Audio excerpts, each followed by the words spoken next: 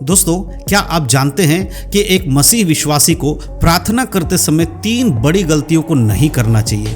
आज के समय में बहुत सारे हमारे मसीह भाई बहन लोग ऐसे हैं जो प्रार्थना करते समय ये 3 बड़ी गलतियों को करते हैं, जिसकी वजह से उनकी प्रार्थना का असर उन पर नहीं होता है। यानी कि जो वो प्रार्थना कर रहे हैं उसका उत्तर कई बार आपको नहीं मिलता है, क्योंकि आप प्रार्थना करते समय इन 3 चीज़ों पर ध्यान नहीं देते हैं और आपका प्रार्थना सही रीति से आप नहीं कर पाते हैं। तो आज इस वीडियो के माध्यम से मैं आपको बताने वाला हूं ऐसी 3 गलतियों को जो एक विश्वासी को कभी भी प्रार्थना करते समय नहीं करना है। जब भी आप प्रार्थना करने बैठे, याद रखें कि इन कामों को बिल्कुल भी नहीं करना है, और अगर आपकी आदत है इन कामों को करने की तो आज से ही इन कामों को करना छोड़ दीजिए। तो आज के इस वीडियो को शुरू से लेकर आखिरी तक पूरा देखना है। मैं एक एक करके 3 ऐसी बड़ी गलतियों को बताने जा रहा हूं जो आज के समय में बहुत सारे विश्वासी लोग कर रहे हैं और उन्हें लगता है कि उनसे कोई गलती नहीं हो रही है।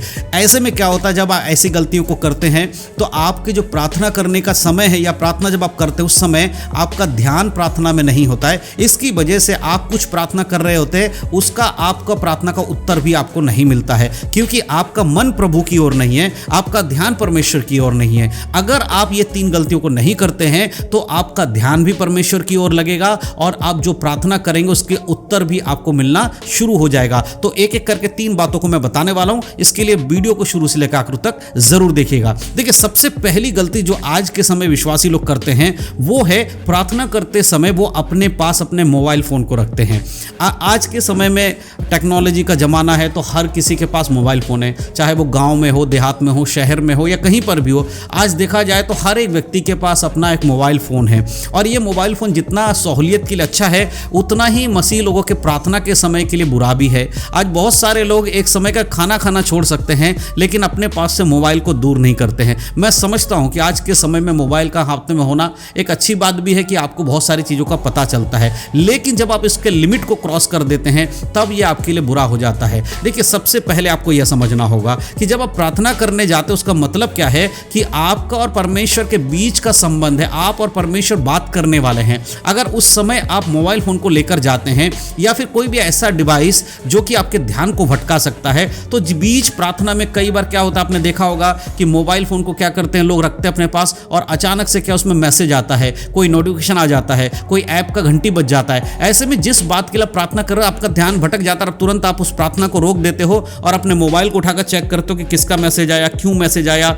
और अचानक से अगर कोई ऐसा व्यक्ति आपको मैसेज करे जिसको आपको जवाब देना है तो आप प्रार्थना को वहीं छोड़ देते हो। सबसे पहले उस व्यक्ति को जवाब देने के लिए अपना फोन उठाकर उसको या फिर कॉल करते हो या फिर मैसेज करते हो। तो आप ही बताइए, क्या यह सही है? इसका मतलब क्या हो? इसका मतलब यही है कि परमेश्वर का स्थान आपने सेकंड कर दिया, पहला स्थान आपने उसको दे दिया, मोबाइल फोन को, और उस व्यक्ति को जिसका उसमें मैसेज आया है। जबकि बाइबल क्या कहते हैं, सबसे पहला स्थान हमारे जीवन में किसका होना चाहिए? परमेश्वर का होना चाहिए। तो ये सबसे बड़ी गलती आज के समय विश्वासी लोग प्रार्थना करते समय करते हैं कि वो अपने साथ मोबाइल फोन रखते हैं। मैं आपसे यही कहना चाहता हूं कि जब भी आप प्रार्थना करने जाएं, प्रार्थना करने बैठे या बाइबल पढ़ने बैठे, अपने मोबाइल फोन को या फिर साइलेंट कर दे या फ्लाइट मोड में कर दे या फिर उसे स्विच ऑफ कर दे, अपने पास रखे ही ना। आप उसको थोड़ी देर के लिए अपने से दूर कर लीजिए, इससे आपके लिए अच्छा ही होगा। और फिर उसके बाद आप प्रार्थना करने बैठिए, आपका मन भी लगेगा और आपको कोई डिस्टर्बेंस भी नहीं होगा। तो आज से इस चीज को जरूर अपनाइएगा। अगर आप प्रार्थना करते समय मोबाइल फोन रखते हैं तो आपको पता होगा कि कितने बार आपने प्रार्थना को गलत रीति से किया होगा या फिर आपने प्रार्थना को बीच में भी छोड़ा होगा। तो ये सबसे बड़ी गलती जो विश्वासी लोग करते हैं वो आपको नहीं करना है। अब मैं दूसरी बात बताना चाहता हूं जो एक विश्वासी को प्रार्थना करते समय गलती नहीं करनी, वो है दूसरों को प्रभावित करने के लिए या दूसरों के सामने बड़ा बनने के लिए प्रार्थना नहीं करना है। बहुत बार लोग क्या करते हैं कि दूसरे लोगों को अपने आप को महान दिखाने के लिए दूसरों के सामने प्रार्थना करने की कोशिश करते हैं। यानी कि जब उनके घर में कोई मेहमान आ गया है या हो सकता है कि वो कहीं पे गए हैं तो अचानक से बोलेंगे ठीक है मैं प्रार्थना करने जा रहा हूं, आप लोग बैठिए। इस तरह से कोई एक उदाहरण ले लीजिए, यानी कि आप प्रार्थना इसलिए कर रहे हो ताकि आपको दूसरे लोग धर्मी जाने, दूसरों को दिखाने के लिए। ऐसा नहीं करना। बाइबल में हमें लिखा है, अगर पढ़ेंगे मत्ती की किताब में 5 अध्याय की 6 आयत में, तो यीशु मसीह वहां पर साफ साफ कहते हैं कि तुम्हारा प्रार्थना कपटियों के समान नहीं करना है। तुम्हें किस तरह प्रार्थना करना है? तुम्हारे पिता के सामने जाना है, क्योंकि कपटी लोग दूसरों को दिखाने के लिए प्रार्थना करते हैं, तुम्हें ऐसा नहीं करना है। तो याद रखिए, प्रार्थना करने के समय जो समय ढूंढते हैं, उस समय को निकालते हैं, वो समय ऐसा चुनिए जब आपको कोई डिस्टर्ब ना करे या फिर आप किसी को दिखाए नहीं। ये मत बोलिए मैं प्रार्थना करने जा रहा हूँ, मैं जा रहा हूँ ये करूँगा, और किसी को बोल के कि मैं पता है मैं रात को इतने बजे प्रार्थना करता हूँ, मैं दिन में इतने बजे प्रार्थना करता हूँ। यानी कि अपने प्रार्थना का समय किसी को बताकर खुद की वाहवाही मत बटोरिए। अगर आप ऐसा करते हैं तो भी आपके प्रार्थना का असर आपके जीवन में कैसे होगा, क्योंकि वचन में लिखा वो अपना प्रतिफल पा चुका है। इसीलिए गुप्त में प्रार्थना करें। हो सके तो अपनी प्रार्थना के बारे में किसी को भी ना बताएं कि मैं इतने टाइम प्रार्थना करता हूं, ऐसे करता हूं। अपनी वाहवाही बटोरने के लिए प्रार्थना के समय का इस्तेमाल ना करें। लेकिन आज के समय बहुत सारे विश्वासी लोग दूसरों को बताते, पता है मैं सुबह 6 बजे उठकर प्रार्थना करता हूं, पता है मैं सुबह 4 बजे उठकर प्रार्थना करता हूं, आपको मालूम है मेरे घर में तो मेरे घर वाले सब मिलकर प्रार्थना करते हैं। इस तरह से अपनी वाहवाही सुनने के लिए ऐसा करते हैं। याद रखिए, अगर आपने ऐसा किया तो आपका प्रतिफल आपको मिल चुका है। परमेश्वर से क्या पा सकते हैं? इसीलिए ये गलती ना करें। प्रार्थना का जो स्तर है उसको किसी को बताकर अपने आप को, उसके प्रार्थना को कमजोर मत कीजिए। इसीलिए गुप्त में प्रार्थना करिए, परमेश्वर ऐसे प्रार्थनाओं से प्रसन्न होता है। अब तीसरी सबसे बड़ी गलती जो लोग करते हैं वो मैं आपको बताना चाहता हूं। देखिए, हम सबके जीवन में कोई ना कोई प्रॉब्लम्स है, तभी हम प्रार्थना करने जाते हैं। हम में से कोई भी ऐसा व्यक्ति है जो प्रभु यीशु मसीह से इसलिए प्रार्थना कर रहा है कि उसके आत्मिक जीवन में बढ़ना है? बहुत लोग ऐसे हैं जो अपने संसारिक भौतिक चीजों के लिए प्रार्थना कम करते हैं, लेकिन आत्मिक जीवन में बढ़ने के लिए बहुत सारे लोग प्रार्थना करते हैं। लेकिन सबसे ज्यादा तादाद उन लोगों की है जो आत्मिक जीवन में बढ़ने के लिए प्रार्थना नहीं करते हैं, परंतु संसार की चीजों को पाने के लिए प्रार्थना करते हैं। अगर आप भी इस तरह के व्यक्ति हैं जो अपने आत्मिक जीवन की बढ़ोतरी से ज्यादा संसार की वस्तुओं के लिए प्रार्थना करते हैं, तो फिर आज आपको चिंता करने की जरूरत है और अपने में सुधार लाने की जरूरत है। देखिए, सबसे बड़ी जो गलती करते विश्वासी लोग, वो क्या करते? प्रार्थना करते समय अपने मन में चिंता को लेकर, विचारों को लेकर प्रार्थना करने बैठते। चिंता विचार क्या है?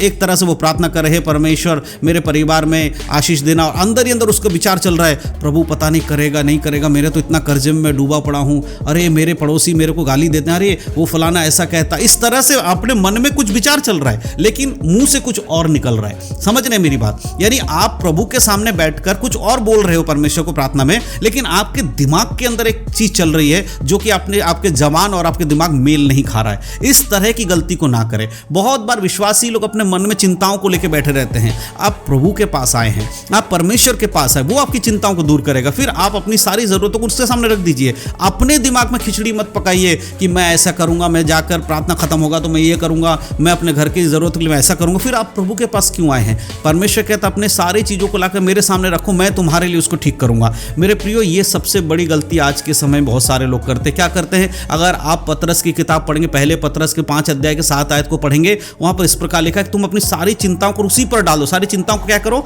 परमेश्वर के ऊपर डाल दो। तुम्हें किसी चीज की चिंता करने की जरूरत नहीं है, क्योंकि वही तुम्हारी चिंता करता है।